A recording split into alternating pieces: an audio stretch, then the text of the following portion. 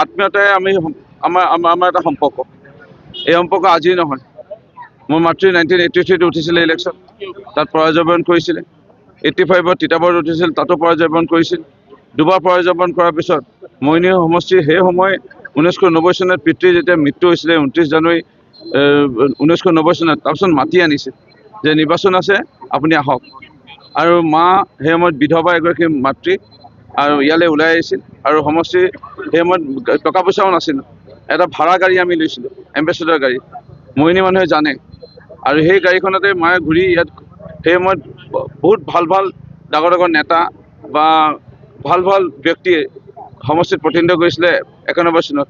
কিন্তু মা সেই সময়ত জিকিছিল সেই প্ৰতিযোগিতাত।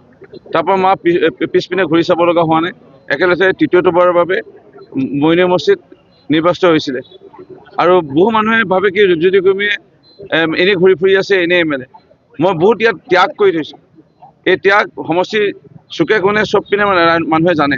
মাতৃ ক'ৰবাত অসুখৰ কাৰণত আহিব নোৱাৰে, দুৰ্গা মা মূৰ্তি কিনিবলৈ কাৰণে মই আহি পেলাই স্কুটাৰ বাজাজ চুপাৰত আহি পেলাই সেই সময়ত দুৰ্গা মা মূৰ্তি কিনিবলৈ টকা দিওঁ। বহু অঞ্চলত সকাম, ক'ৰবাত বিয়া, ক'ৰবাত মানুহ ঢুকায় বা ক'ৰবাত ভাগৱত পাঠ পাতিছে, সেই সময়ত মই মৎস্যকলত আহি পেলাই স্কুটাৰত আহি পেলাই কাৰোবাৰ লোকৰ মৎস্যকলত তেতিয়া 50 টকাত 1 লিটাৰ তেল পাইছিলে, পেট্ৰল। সেই সময়ত আহি পেলাই ইয়াত চুকে কোণে ঘূৰি ফুৰিছিলোঁ। মানুহে মোক এনেই MLA জিকাই থকা নাই, বহুত ত্যাগ কৰি থৈছোঁ। যেতিয়া বাগান বন্ধ হৈ গৈছিলে, অসম চাহ নিগমৰ 5খন বাগান, মায়ে মোক কৈছিলে আমুক কমাৰৰ পৰা গৈ পেলাই কলম কটাই লৈ আন, কলম কটাই ইয়াত দি থৈছোঁ। 2004 চনত মাৰ মৃত্যু হ'ল। মইনী সমষ্টিৰ হৃদয় ৰেখাৰ ধুধুৱালী অৱস্থা একেবাৰে শোচনীয় আছিলে।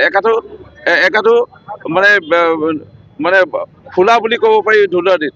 সেই সময়ত মই 2.5 দিন গোহাঁইবাৰী গছৰ তলত বহি পেলাই অনশন কৰিছিলোঁ। ইয়াৰ উপৰিও মইনী সমষ্টিৰ আজি চুকে কোণে মই আকৌ কৈছোঁ, গৰিষ্ঠ সংখ্যক লোকৰ মই হৃদয়ত স্থান ইতিমধ্যে দখল কৰিলোঁ। আৰু মোৰ হৃদয়ত মইনীবাসী ৰাইজ আজি স্থান দখল কৰিছে। এটা আত্মীয়তা আছে, সেইকাৰণে মোক জিকাই আছে, অন্য একো কথাই নাই ইয়াত। আৰু ইয়াত মইনী সমষ্টিৰ কোনোবাই যদি বিধায়ক হ'ব বিচাৰে, ইয়াত কষ্ট কৰিব লাগিব। মইনী সমষ্টিৰ ৰাইজৰ আৱেগ বুজিব লাগিব। ইয়াত মানুহ ঢুকালেও আহিব লাগিব, মানুহ বেমাৰ হ'লেও আহিব লাগিব। হস্পিটেলত মৃতদেহ আনিবৰ কাৰণে যদি গাড়ী কাৰোবাৰ নাথাকে, গাড়ী প্ৰদান কৰিব লাগিব। কাৰোবাৰ যদি তেজ দৰকাৰ, মোৰ ৰক্তদাতা মোৰ সংস্থা আছে, মই নিজে 57 বাৰ এতিয়ালৈকে মই ৰক্তদান কৰিলোঁ। ইয়াত ৰক্তদান কৰিব লাগিব। ইয়াত কোনোবা হাড় ভাঙিছে, ক'ৰবাত বাহিৰলৈ গৈছে, তেওঁলোকক ট্ৰেইনত টিকেট কাটি দিব লাগিব। ইয়াত এনেই MLA হৈ থাকিব, এনেই আহি পেলাই ইয়াত কোনোবাই ব্লগাৰ কৰিব, এনেই আহি পেলাই কোনোবাই চেহেৰা দেখাব, আৰু কোনোবাই ইয়াত MLA হ'ব বিচাৰিব। সেইটো এনেকুৱা ৰাজনীতি এইটো ইমান সস্তীয়া নহয়। ৰাজনীতি কষ্ট কৰিব লাগিব। এটা 24 ঘণ্টা এটা সময় বুলি কয়, এই 24 ঘণ্টাৰ ভিতৰত 16 ঘণ্টা ৰাইজক দিব লাগিব। আৰু মইনী অসমৰ একেৰাহে MLA হৈ থকা চাগে বোধহয় 5 বাৰ, যদি ৰাখে হৰি মাৰে কোনে, মাৰে হৰি ৰাখে কোনে, হয়তো মই 6 নম্বৰ যদি হওঁ, তেতিয়া খুব কমটি সংখ্যক বিধায়কে সেই 6 নম্বৰ বিধায়ক হোৱাৰ সৌভাগ্য হৈছে। লেখত ল'ব লগা অসমৰ চাগে 5জন বা 6জন বিধায়কে আছে, একেৰাহে জিকি আছে।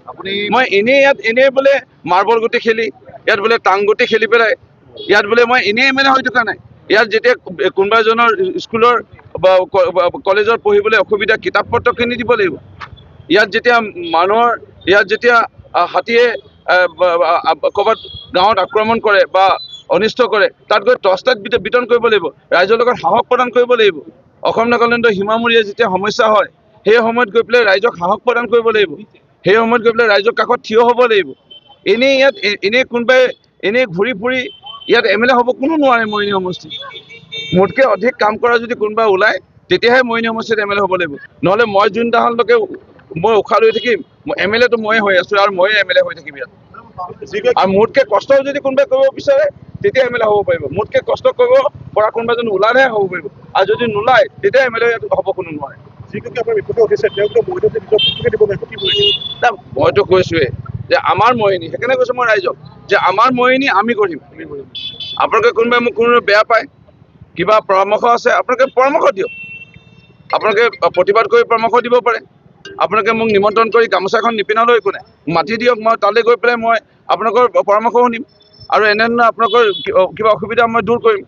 মইনী সমষ্টি ৰাস্তা যদি সমস্যা কোৱা যায় আজি তাৰিখত 80%তকৈ বেছি ৰাস্তা সমস্যা সমাধান খোৱা পানী মই স্বীকাৰ কৰিম আমি 70%তকৈ বেছি মানুহক পানী দিব পাৰিলোঁ 30% এতিয়াও দিব পৰা নাই সেইটো বিফলতা বুলি ক'ব পাৰি মই স্বীকাৰ কৰিছোঁ বিফলতা পানী দিব পৰা নাই 30% দিব পৰা নাই এইবাৰ যি কি আমি আমি পানী দিয়া কাম মূলতঃ আমি কৰিব লাগিব আমি ৰাস্তা বনোৱা আমি কাম কৰিব লাগিব কিন্তু অংগনবাদী কেন্দ্ৰ স্কুল নামঘৰ গ্ৰামথান ইয়াত মছজিদ গীৰ্জাঘৰ ইয়াত বুদ্ধ মন্দিৰ আছে এটা গীৰ্জাঘৰ আছে ইয়াত 105টা নামঘৰ আছে প্ৰায় 650 শিৱ মন্দিৰ আছে গণেশ মন্দিৰ আছে হনুমান মন্দিৰ আছে চব ইয়াত সোমাই আছে কোনোবাই এনেই আহি পেলাই এই কেইটামান ৰাস্তা মানে ব্লগিং নে ব্লগাৰ নে কি বুলি কয় সেইবোৰ ইয়াত কৰি একো লাভ নাই মোহিনী সমষ্টি এটা নিজৰ আমাৰ স্বাভিমান আছে আৰু মোহিনী সমষ্টি আহিছে মোহিনী সমষ্টিত কোনে দিনে ৰাতিয়ে থাকে ইয়াত কাৰোবাৰ যদি ঘৰ জ্বলে